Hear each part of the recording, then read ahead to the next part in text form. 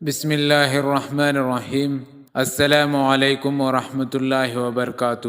ناظرین، دنیا تو سب کے لیے امتحان کی جگہ ہے۔ بیماری، مصائب و پریشانی انہی امتحان کا ایک حصہ ہے۔ مگر کیا آپ جانتے ہیں کہ دنیا میں سب سے زیادہ مصائب و پریشانی کن لوگوں پر آتے ہیں؟ آئیے حدیث رسول اللہ صلی اللہ علیہ وسلم کی روشنی میں جانتے ہیں۔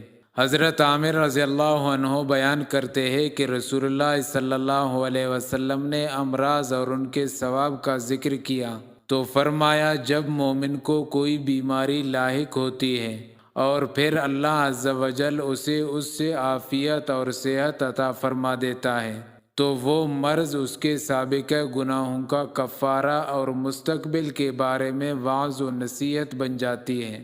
اور جب منافق بیمار ہوتا ہے پھر اسے عافیت عطا کر دی جاتی ہے تو وہ اس اونٹ کی طرح ہوتا ہے جسے اس کے گھر والوں نے باندھ کر رکھا ہو اور پھر انہوں نے اسے چھوڑ دیا ہو۔ اسے پتہ نہیں ہوتا کہ انہوں نے اسے کیوں باندھا تھا اور کیوں چھوڑا ہے۔ کسی نے عرض کیا، اللہ کے رسول، بیماریاں کیا ہوتی ہیں؟ اللہ کی قسم، میں تو کبھی بیمار نہیں ہوا۔ آپ صلی اللہ علیہ وسلم نے فرمایا، ہمارے پاس سے چلے جاؤ، تم ہم میں سے نہیں ہو۔ حضرت سعد رضی اللہ عنہ بیان کرتے ہیں کہ نبی صلی اللہ علیہ وسلم سے دریافت کیا گیا، کن لوگوں پر سب سے زیادہ مصائب آتے ہیں؟ آپ صلی اللہ علیہ وسلم نے فرمایا کہ انبیاء علیہم السلام، پھر جو ان کے بعد افضل ہے۔ آدمی کو اس کے دین کے حساب ہی سے آزمایا جاتا ہے۔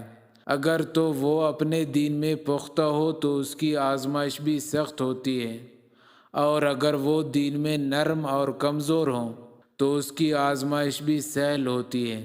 یہ معاملہ اسی طرح چلتا رہتا ہے حتیٰ کہ وہ سطح زمین پر اس طرح چلتا ہے کہ اس کے ذمے کوئی گناہ نہیں ہوتا۔